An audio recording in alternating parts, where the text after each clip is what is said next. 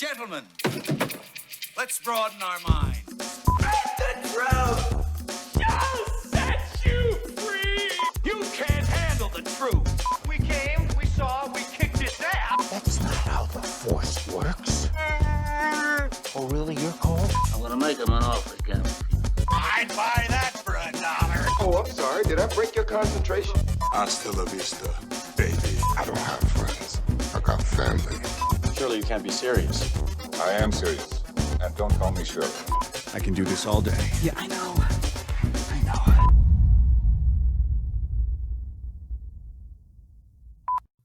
Hello, and thank you for joining us for the Creative Control podcast. Today, you're joining us for our spoiler review of No Time to Die, the brand new James Bond movie, which we seem to have been waiting for like a year now, and we finally managed to see it. So joining me on today's show, we have Alex, Sacha, and Rita. How you doing, guys? All good? All good, thank you. How did it feel being back at a cinema? I suppose for me, this was probably the busiest busiest performance I've seen in cinema.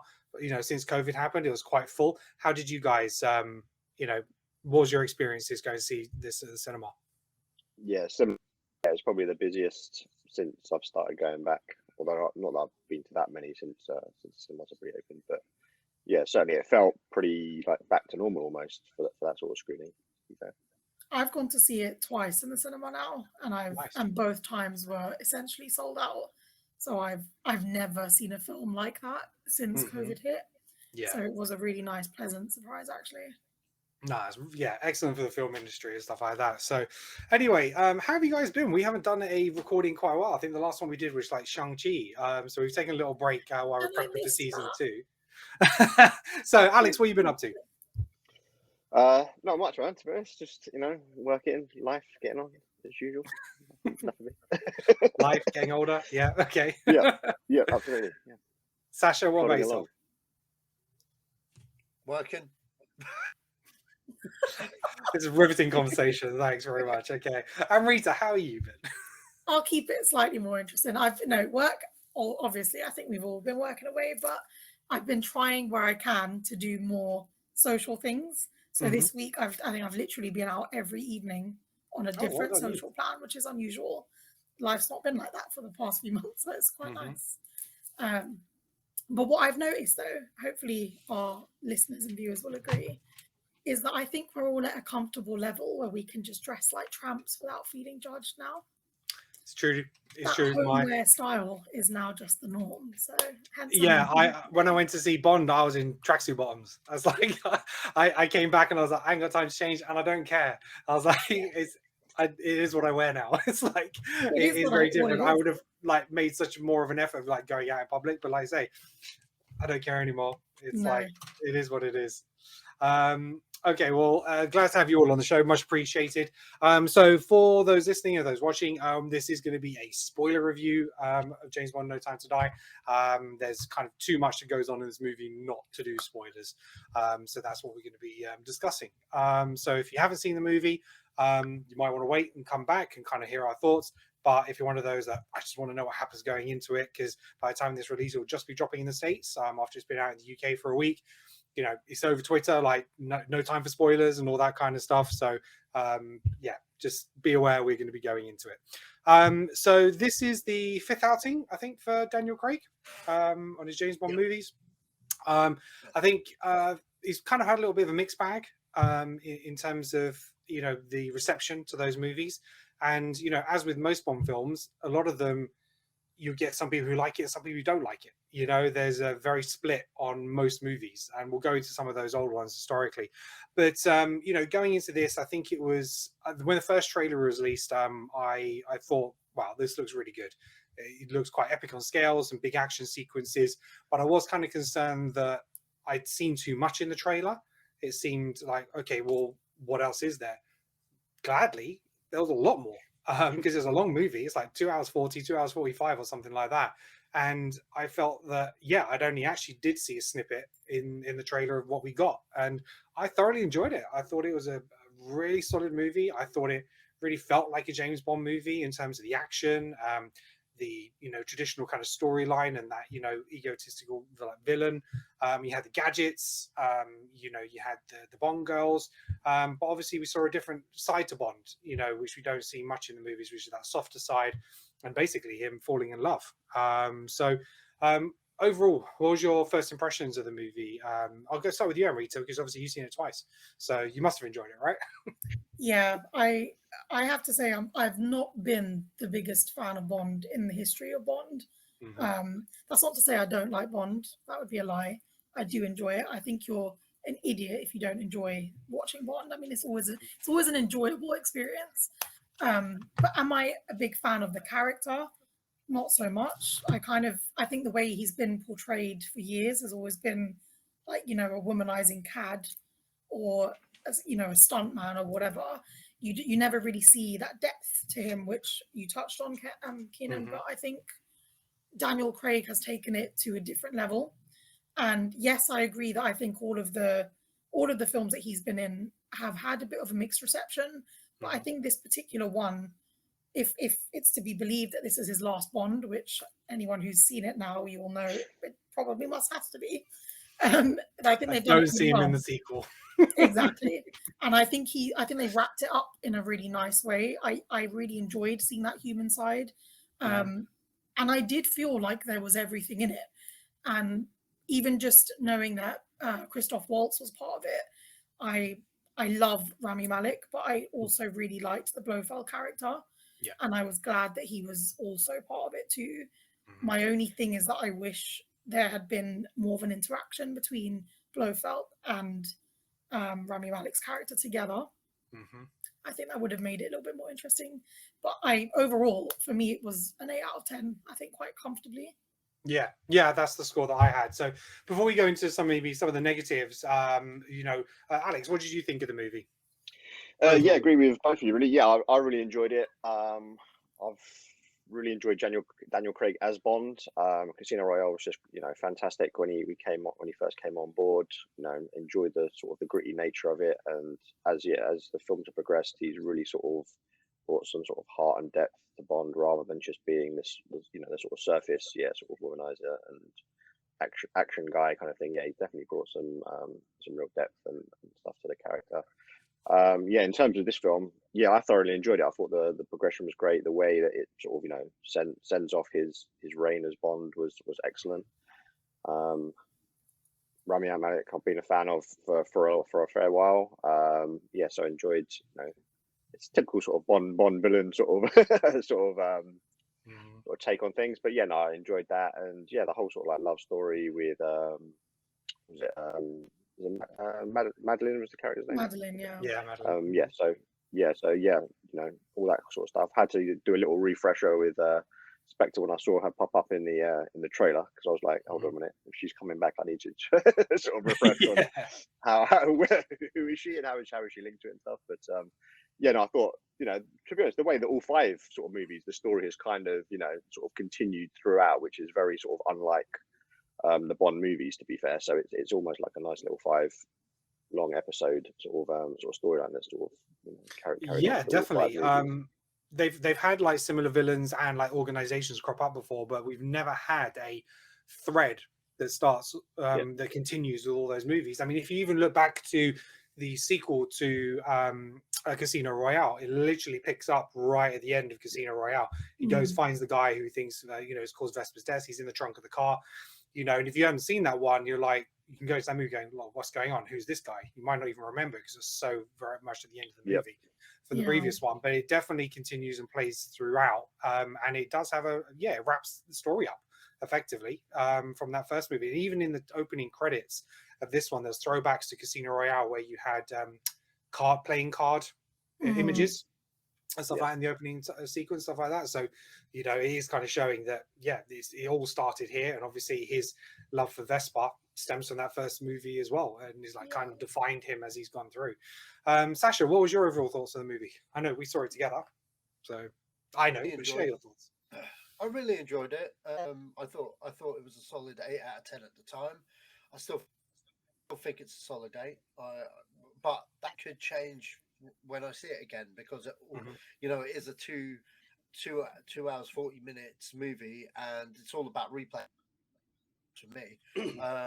But going straight in, I was already invested in the characters going in because it's been a continuation with the series. This is actually the time it's been a continuation, because if you remember on Her Majesty's Secret Service with George Lazenby, obviously he marries his wife Tracy Bond in that film, and after she dies, which is the literally movie is when she dies, we cut to the next movie with Sean Connery, who's trying to find for the death of his wife. Good shout. Which it's not the greatest of films. In fact, Connery's best Bond, well, not best Bond film, but like in You Only Live Twice, I think. Majesty's Secret Service, and then he came back and for Diamonds Are Forever, and that wasn't as good. It was what it was. Everyone wanted Connery back and one last round until he did Never Say Never Again in '83. But that's a whole. Back to this movie. Enjoy it. The only thing I didn't like about it was that we didn't get enough of Rami Malek. I love Rami Malek. Definitely. Mr. Robot, fantastic series that put it on the map. What's it? Bohemian Rhapsody. He was Freddie Mercury. So I was kind of off of the Queen film. I was expecting a lot more from him, to be honest. And there were rumors maybe he might be Dr. No, because obviously this is like, I was expecting more. I was expecting a bit more going in, kind of thing. I was expecting, because obviously we've got Bond Begins, and obviously he's going to have loads of missions. This was going to be the quasi remake of On Her Majesty's Secret Service, because it's about how he gets married, has a relationship, and then she's taken from him. But it was that, but with a twist. They completely changed that aspect of it, which we'll get on further in the review. But I did enjoy it. How they proceed with the follow-up one is really interesting. But this is a spoiler review, so you can go into it, Sasha. So it's your final warning. This is the final warning for spoilers. So if you don't want to know what happens at the end of the movie, but boom, Bond is dead. Oh wow! Done it now. Okay, I've done it. It's there. It's out. But even in the cinema world as well, there's no way to refute that he's dead. But what I really liked about the movie itself was the action set pieces were great. Yes. In the past 2 years, most of the action films I have seen, even the Marvel films, have been full of shitty CGI, dog shit CGI that's taken movie. What I love about Bond and Mission Impossible, this is a $200 million movie where very it's practical and all of that shit's on screen, and you felt the action and in it. And the stand-up scene for me was obviously the bike chase and the bit where they're in the fog in the forest. Fantastic, absolutely. And probably at the end when he's like shooting, going up the stairs, that whole that was an intense scene. It was so good. So that felt like Call of Duty. That felt like a real it was just like him against the whole army, and it didn't seem fantastical in the way it was done. It felt believable that this guy was actually taking them all on. It just had a lot of standouts for me in terms of the action and how, with action movies, it's very easy to get bored and look at your phone and stuff. But I was in there, kind of thing. The pacing was really good, and it all comes down to caring for the characters. I think one of the biggest moments for me was like Felix Leiter, played by Jeffrey Rush, first actor to play the character instantly throughout, because Felix is in the novels. He's like the CIA agent, that's friends with Bond. In the original movies, he's played by a different actor all the time, every time, except for one of the guys. Which it was like weird. There was a guy that played him in Live and Let Die, and then he kind of playing for a couple of movies, and he shows up again in License to Kill. And the thing is, with the Felix character, he's destined to die by getting eaten by a shark. But luckily for Felix, in like, got eaten in half by a shark, and then he survived at the end. So, but we never saw him again. But point is, in books, he dies. So when Felix gets shot, like, I was like, no, it's okay. He's not eaten by a shark. I turned around to my friend Richard, who's watching it. I was like, it's okay. There's no sharks. He's fine. He's fine. And then he's in the boat and he's bleeding underwater. I was like, I swear to God, if there's a motherfucking shark, yeah. And then they killed Felix. I was like, oh man. That's how he went out. Well, I kind of wanted the shark, but don't worry. That's fine. As soon as Felix got shot in his body's out there, mate, floating. Yeah. Maybe he's born again. Jason Bourne style. Yeah, they find him offshore. Maybe he'll come back and be the new Bond. Back later on. But, he'll get his own spin-off now. It goes to show the consistency that they have had with these films by keeping the same part. And it creates more motivation for the Bond character. When something else again happens to his colleague, he wants revenge for that. He's angry. Oh man, when he turns around to that, I was like, yeah. Pulls the truck down. Brilliant. Yeah. Some other I agree. Rami Malek, he was solid in the performance that he gave, but unfortunately, as with a lot of movies, the villain didn't have enough to him. I think obviously they're trying to split the time between Blofeld and Safin, but it was, we see him at the very beginning, and he's hunting down this daughter. He's like, my family's been murdered. You don't see the grief that he's been going through, so you don't. If we'd kind of seen what happened to his family, I think we would have been a little bit like Thanos in the sense of, you understood what they were doing and why they were doing it, but again, his reasoning seemed kind of sound, but you just didn't gravitate towards his character. And it did kind of, the clash with them at the end felt a little rushed. There wasn't much to it. He seemed like a really smart guy who was going to get off this island. So why was he just hanging around waiting at the end? It just felt a little bit disjointed. So that was, his performance was fine. But again, I think just the character was a little bit disappointing. But I think a really strong performance was Ana de Armas. I thought she was fantastic. Yeah.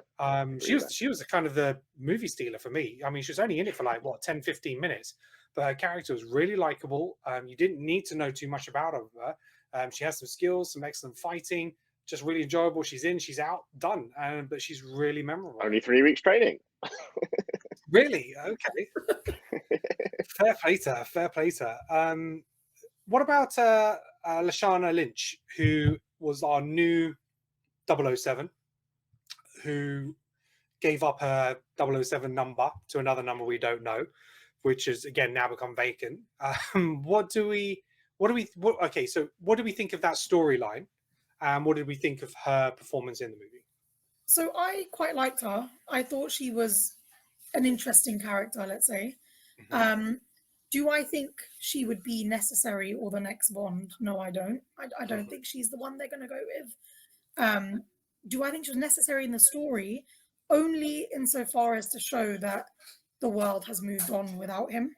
Yeah. And I think that was necessary because as much as we needed to see his comeback because of how big the Spectre situation is in his life, we also needed to see that feeling and know what it was going to be like, because that's what the ending is. So it's kind of like they were saying, prepare yourselves now because it's going to happen in 2 hours 40 minutes.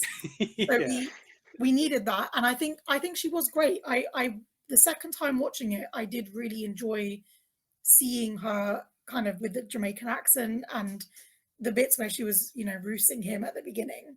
I enjoyed all of that, and I enjoyed their quips as it went on. And I sensed that she was a bit of a badass as well, but was she on the same level as Bond to be classed as 007? No, I think she was lacking the kind of je ne sais quoi that he's always had. She didn't have that standout moment in the movie. No. That solidified her excellence as an agent, I felt. Exactly. That's what I thought was missing. And to be honest, she was a little bit confusing whether we were supposed to like her or not. You know, so Exactly. I think that's a big part in terms of why I don't think she's going to be the lead of a future 007 movie, because it was quite, you know, we had to accept her as the new 007, but we're like, oh, but Craig's 007. Then you saw that she was very capable and she had it, and she was like, okay, yeah, no, I totally get it, I understand it. And then she gave up her 007 stage. She go, okay, yeah, she's a nice girl, she's a nice character, but could she lead the franchise herself? Personally, I don't think there's enough there, but I think the movie itself didn't lend to her character to take that on, because she had to be almost another little antagonist for Bond in terms of him getting his feet back into the door of the Secret Service and doing all those processes and stuff like that. Alex, she was there to support, wasn't she? She, like, you know, Anne-Marie said, she was there to sort of show how the double O's have sort of moved on, the world has moved on, and so yeah, her sort of part wasn't to be, oh look, I'm going to come in and take over from Daniel Craig in the next Bond movie. It was to complement and sort of, you know, what needs to be done in this movie and stuff. So yeah, no, I'd agree with those. Sasha, what about you? I didn't have a problem with her. She was fine. She was what the plot, the story they were trying to tell, done.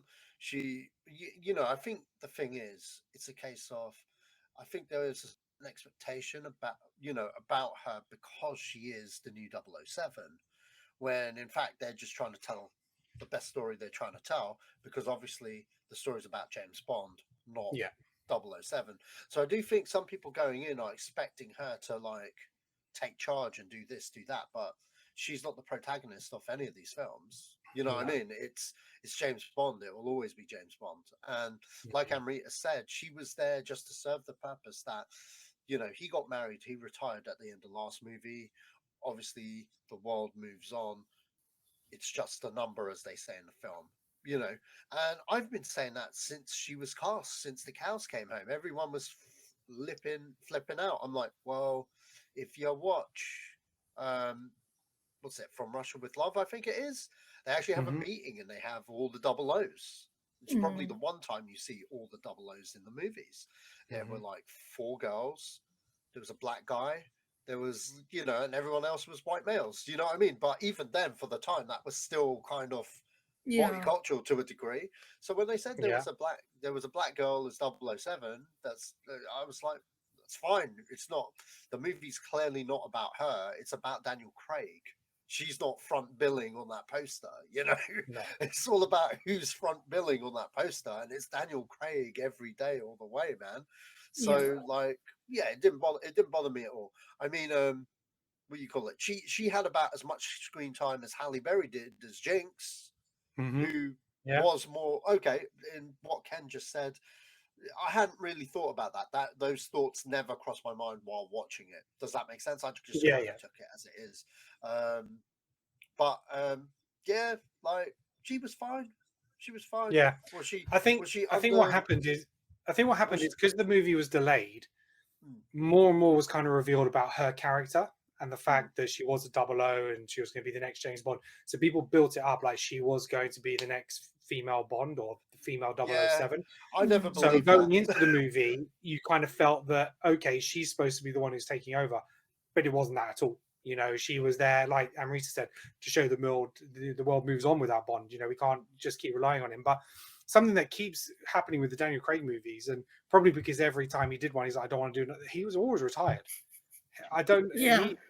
I was having this conversation with Casino someone when I Royale. saw the movie. Yeah, it's like He quit Casino Royale because he wanted to be with Vespa, and then he came back, and then in Skyfall he disappeared and came back, and he was like, they thought he was dead, selling his. So many times he's just gone off and retired, and they keep bringing him back, and it was just like, I think it's just a case of, can we get one more movie? Get one more? Okay, let's bring him out of retirement again, you know. And it was just. So I think, you know, this was the last time, and it kind of made sense for the movie, and I did understand it. But you did kind of see they gave another reason why he retired, but again, it was because he was falling in love again.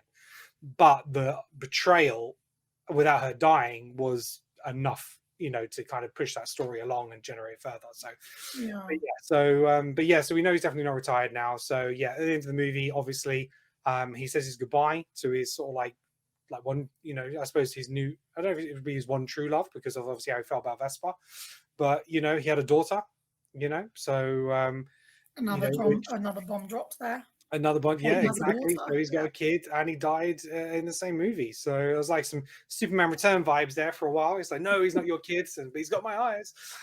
She's got my eyes, kind of thing. But yeah, I thought he played it really well, and I think as soon as the shutters, as soon as Rami Malek's character Saffron shot him, I was like, that's it, he's dead, because I didn't actually think he was going to die. I think they would have. I think they were going to give him his sort of like swan song, just go off into the sunset, be with your wife and kid and stuff like that. But when that shot came and he got shot as that and he was bleeding, yeah, this is not looking good. Not looking good. But I think it's the way that probably he wanted it, and probably one of the main factors in him coming back to do one more. Because I think a lot of the previous ones was very much, he said he was kind of done with the franchise. I think he said he's like slit his wrists or something wrong, do it again, or something. Some really. Yeah, that was in the last one. That was the last one. Exactly. He produced the last one as well. The two, because you got to understand, the past two he's been out of contract, so it's just like a one-on-one contract. Yeah. Like all films, they're hired for free because it was the same with Brosnan, with the option for a fourth one. So it's like if they want one, they're obliged to cast him. If he doesn't want to do it, they're not obliged. You know, they can find somebody else. They have to offer it to him first. Yeah. And the fact, you know what? It's really funny. Who's the main woman behind Bond, has been for many years. She, for those that don't know, she inherited it off her father, Chubby Broccoli, who did all the originals and stuff. She cast Daniel Craig and Pierce Brosnan, and she, you know, with Daniel Craig, she has always said, like, he's her. She's still not looking for a replacement yet. I don't know, man. If anyone's going to bring Bond back to life, it's her. But to be honest, before watching this movie, I don't believe a word Craig says. You know what I mean? Yeah. Watching this movie now.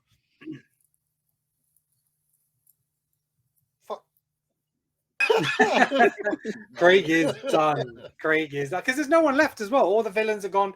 There's you know, Spectre's gone, so there's nothing left for him to fight. You know, so there's no reason to bring him and his character back again. What we will do is we will have a creative control episode on James Bond. What next? And we'll talk about, you know, whether we think that they would continue with the same characters and just have a different 00, or whether it's time for a complete reboot. And you know, we'll kind of go into that. But just let's talk a little bit about Daniel Craig in terms of his, you know, tenure as Bond. You know, so it's 5 movies, started off Casino Royale. How generally have you found Daniel Craig as your James Bond for the last 5 movies?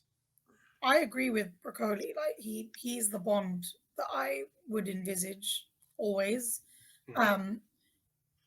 Growing up, I kind of grew up in that generation with Brosnan, and I liked him. He was all right. He was the suave, kind of debonair Bond that we all, you know, took as like the charming guy. But the older I got and the more I kind of watched the back catalogue of films as well, I don't know that Pierce was ever that strong by comparison to Connery and Roger Moore and others that were there.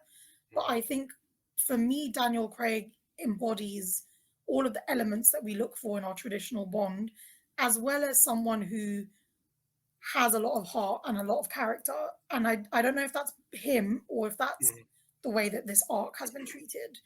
But I think he does it well. And I like that he's not, you know, super young or anything like that. He's someone that has shown his age as the films have gone on, as well, as best as you can. He's still doing his stunts and all that.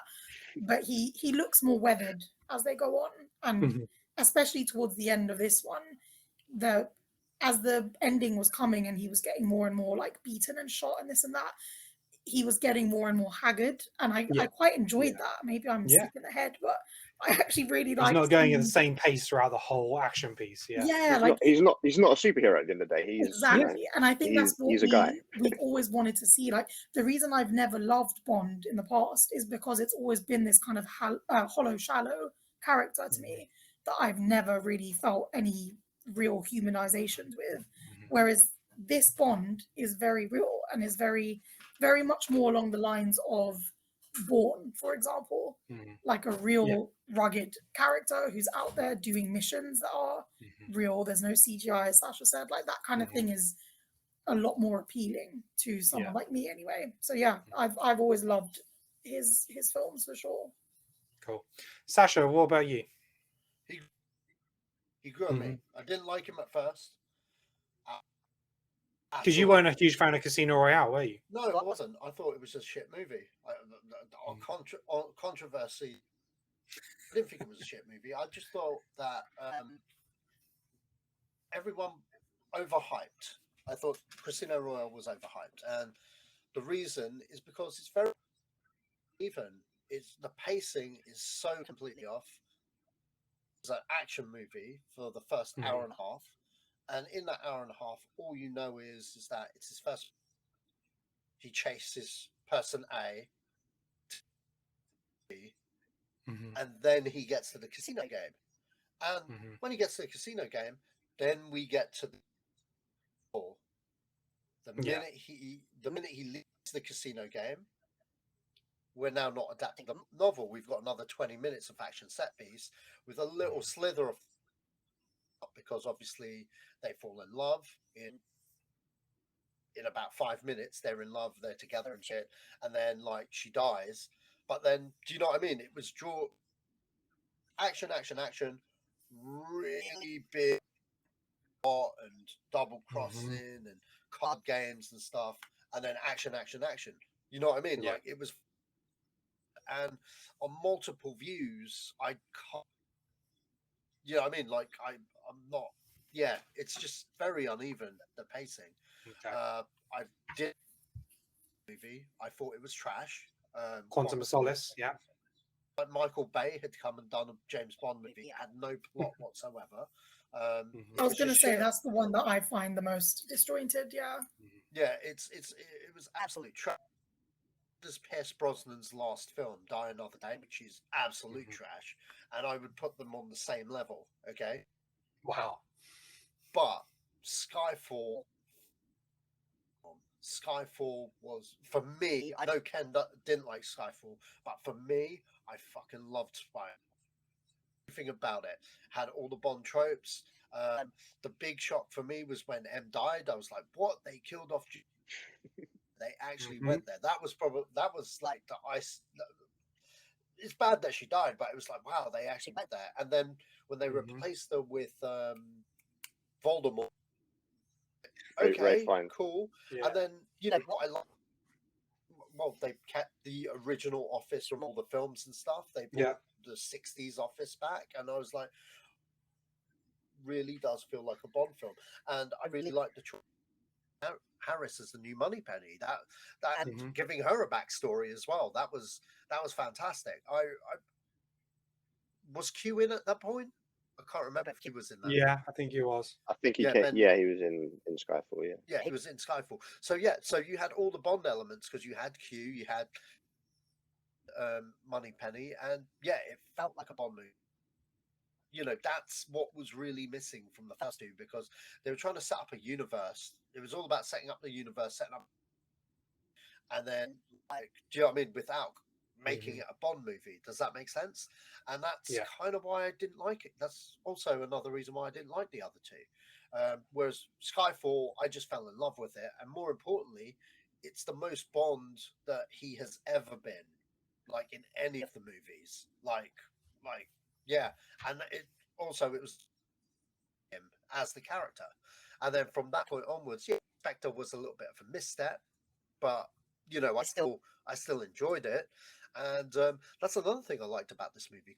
When you Spectre, what's his wife called? I was going to say Tracy, but it's not Tracy. It's his other wife, Madeline. The other series, but Madeline. Okay. So Madeline, if she was the love of his life, I didn't quite buy it in that movie. But then when you watch it in this movie, I totally buy it.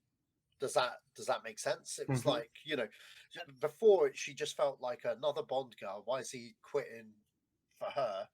But this movie really gave it more, you know, it delved more into the relationship. Yeah. You believed them as a couple, and you kept. And I really thought she was going to die, but like she really didn't. But yeah.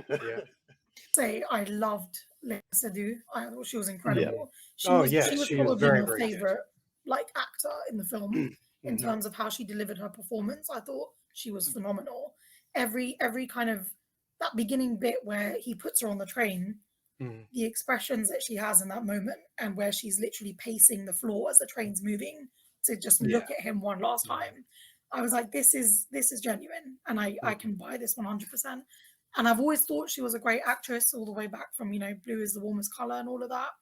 She's been fantastic, but I think this was a really understated performance. I agree with Sash, completely elevated her into that believable role of someone that is his wife, literally. Great. Alex, how's Daniel Craig been for you? I think he's been probably my top Bond. I was always a fan of Timothy Dalton personally, because he was always that little bit sort of like darker and grittier, which is sort of what I like, and so that's what Daniel Craig initially brought in when he was Casino Royale. So yeah, I sort of enjoyed him as a character just straight, sort of straight away, and yeah, he's just developed over the 5 so well in terms of keeping that sort of down to earth, gritty nature, but also bringing that sort of heart and sort of emotion to it, and as we've sort of said over the course of this, keeping things real and showing that he's just a real guy. He's like starts off the movie in at a certain point, but by the end of it, he's literally probably barely stand up and all that sort of stuff. I think it was actually even in Skyfall where literally he didn't pass any of his tests and was pretty much done and outdated. And that was like I don't know, like 12 years ago or whatever. So yeah, exactly. How he actually managed to do what he does in this one is it's crazy. But no, I've always enjoyed him, and I think they've rounded off the story that of his stint sort of perfectly, and just makes it one complete arc, doesn't it, from Casino Royale all the way through. Yeah, I mean, I grew up sort of like on Roger Moore, really, to start with. Those are the movies that first came out. Obviously, we had Timothy, and then Pierce Brosnan, still one of my favorite Bond movies, GoldenEye. I think Pierce started off really, really strong. Then it just kind of got a little bit silly, just too cheesy with Pierce and stuff like Die Another Day and The Invisible Car, and this guy's got diamonds in his face, because they're hard to take out. It's just like it just kind of got ridiculous. And so when they rebooted it and Daniel Craig on Bond, a lot of people, he's blonde, he can't be Bond. I remember a lot of that, but he convinced a lot of people with Casino Royale. Obviously not Sacha, but I know that it kind of exploded into it. We had that free running scene right at the beginning. Then he has his relationship stuff with Vesper, and you go into the casino and he's trying to read people and kind of get that side, and again action at the end. Quantum of Solace, it was okay for me, but I think again, just not a strong plot. For me, I didn't enjoy Skyfall.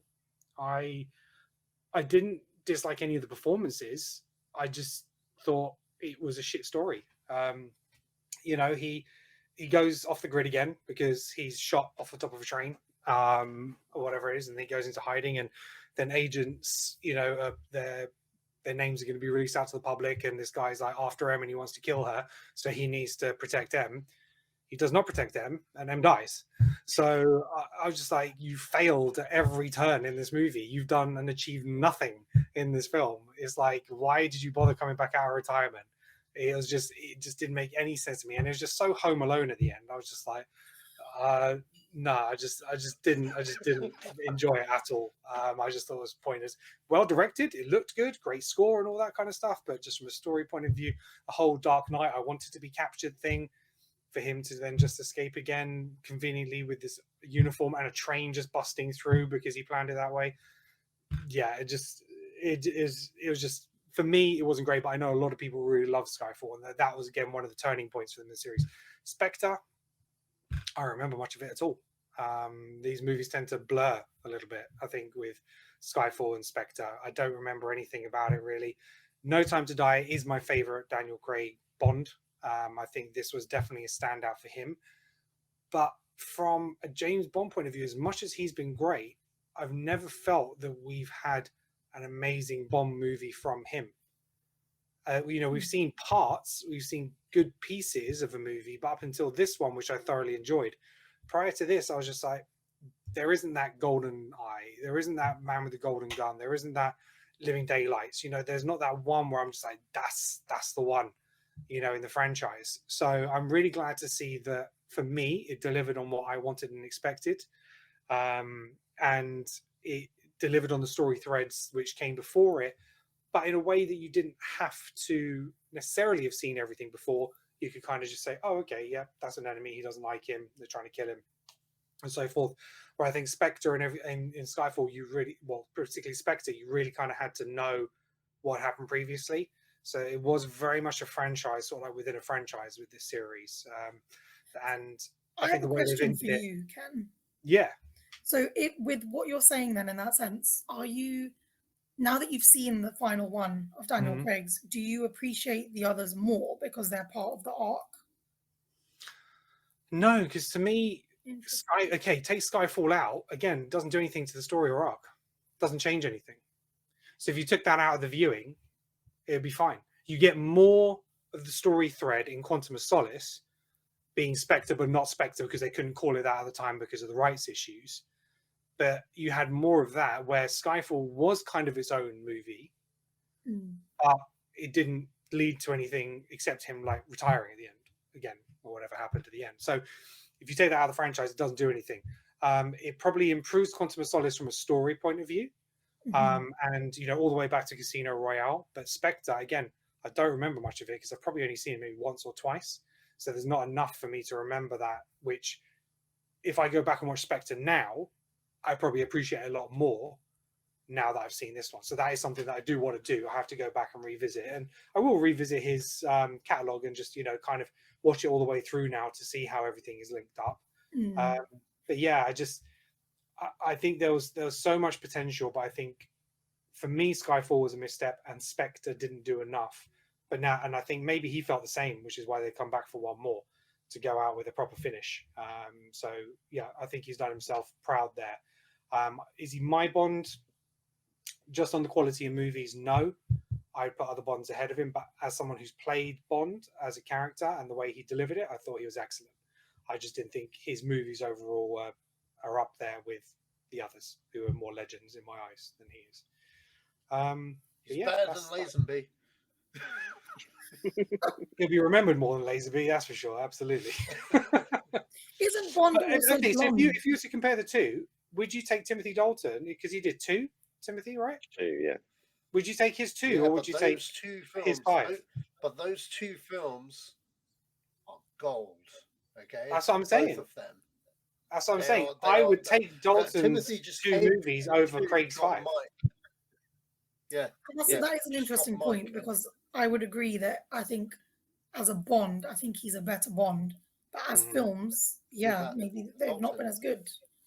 Yeah, that's a fair point. Oh, Craig, yeah. Yeah, so I would take Timothy Dalton's movies over Daniel Craig's movies. But I do think if Craig was in those movies with those kind of stories and action and directing, could have been huge. But it is what it is. Any thoughts on Bond? I do think Craig is better than Dalton, though. Only because I love Timothy Dalton. He's done 2 of my favorite films, and he was very good. However, he never quite got the sense of humor. I agree. I think Craig's a better Bond. Whereas, Craig could just, Craig could do the humor. Yeah, he could. Whether it's dark humor, really sarcastic, or Yeah. deadpan, he definitely delivered it. So yeah, I think definitely he's a better Bond. But as movies, I would take Dalton's movies over any of Craig's. So didn't I also read somewhere as well that in the books he is actually a blonde guy as well? Or am I imagining that? Not at all. No, that was kind of the main thing because he's never been and he wasn't in the books. So I could have sworn I read somewhere that he was meant to be like sandy blonde in the books. No, 100% no. I know there were some articles saying otherwise in the press and stuff, but I remember reading that and just being like, that's bullshit. Like, what Bond books have you read? Just, closest actor to Bond really is Timothy Dalton, like as described in the novels and stuff. That's why they always kind of went for that kind of archetype, if that makes sense. But, Craig delivered something, in his screen test to Barbara Broccoli that really made her go, no, he's the guy. I mean, he won it over Henry Cavill, who the director wanted. And Henry Cavill, to be honest, back then he was too young to be Bond. I don't think he can be Bond in any day. No, I would say I think he could have been a really good Bond. I loved him in The Man from U.N.C.L.E. He definitely showed the possibilities there. But Sacha and I spoke about this after the movie, and we'll go into it on our main podcast episode. Is Bond has never been cast as somebody who's an international star. There's somebody you're aware of. They might be big in one particular country, but they don't have the worldwide recognition that all these actors who are named, like Idris Elba, and people have been mentioning even Tom Hardy, Idris Elba. They're too famous. They're too famous to be Bond. Even Michael Fassbender and stuff like that.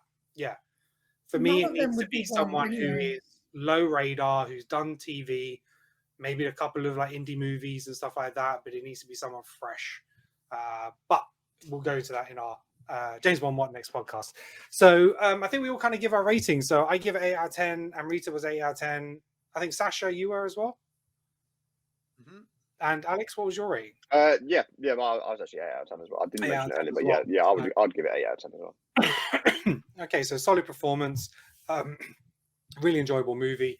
Great send off, I think, for the character. Some good performances. Had its weak moments with the the villains, and in terms of that kind of screen time. But again, one of those where they're trying to wrap up a franchise, you can kind of understand it a little bit.